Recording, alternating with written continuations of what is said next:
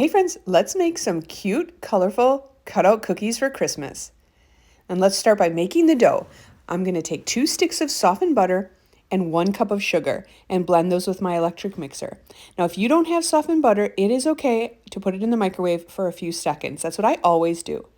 Then we're going to crack in 2 eggs. And then here's my secret ingredient. I love to add in a teaspoon of lemon extract. It gives such a nice, light, bright flavor to these cookies. And then I also put in a half a teaspoon of vanilla extract. Now we're going to blend that together with our electric mixer until those are all combined, and then keep blending for about 1 minute or until it's nice and light and fluffy. And then to this, we're going to add our dry ingredients, which is 3 cups of flour, and then a sprinkle of salt and 1 teaspoon of baking powder. And I'm going to put the ingredients up on the screen if you want to take a screenshot along with the directions. And from here, we are just going to stir this together with our spoon until everything is nicely combined. This dough does need to chill in the fridge for about an hour. So I like to put it on a little bit of Saran Wrap. I like to press it down so it chills really evenly and quickly. And then I'm going to put that in the fridge for about 1 hour. If you skip this step, your cookies will end up getting too puffy and a little bit deformed. So we want to make sure that dough is nice and chilled. Now we're going to break that piece in half. Here's the directions for cooking. We're going to break this piece in half and we're going to roll it out. And what I like to do is just keep rolling, and then when I think it's thin enough, I pick it up and I just feel for it. And if it feels thin enough, then it's time to cut these cookies.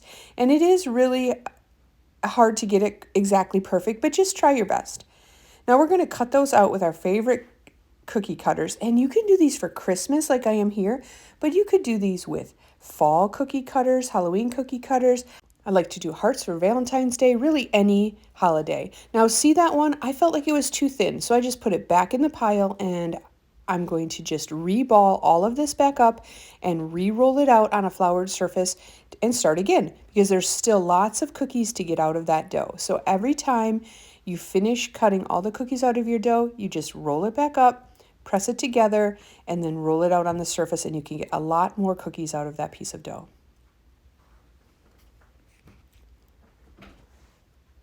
Now we're going to put these in the oven for about 10 minutes at 375 degrees. And you want them just to be very, very lightly browned on the edges. See these? You do not want to overcook these cookies because they just don't taste good if they're overcooked.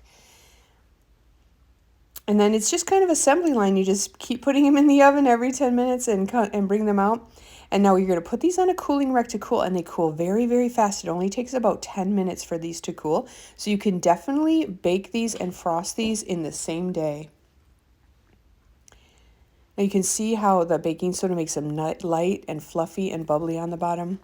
Now let's make the frosting. We're going to use 1 stick of butter, 3 cups of powdered sugar, a sprinkle of salt, a teaspoon of vanilla, and enough cream or milk to make it the right consistency. I'll put this recipe up on the screen as well so you can see it. But when you're adding the milk and cream, I just keep adding a little bit more and a little bit more until it's the perfect consistency for frosting a cookie. And that's really up to you if you like it thicker or thinner. I do like to use heavy cream, but milk will work just as well. And now let's get to the fun part, and that is frosting and decorating. And I am really traditional. I just like to make fun colors, frost the cookies, and use some sprinkles. Nothing super fancy, but I do like nice bright colors because I think they look so good on a tray. So I made sure that I had different colors when I even picked out my cookie cutters. So I have some green, some red, some blue, and some yellow, and I like to use some nice fun sprinkles. And then also maybe a few M&Ms, mini M&Ms for like the star on the tree and that kind of thing. So, yep, just frost those, all the bright colors, use your imagination, and here they are all done. They'll look so great on a tray for Christmas. I hope you guys try this recipe. These are so fun, very, very traditional to have cutouts at Christmas. Thank you so much for watching.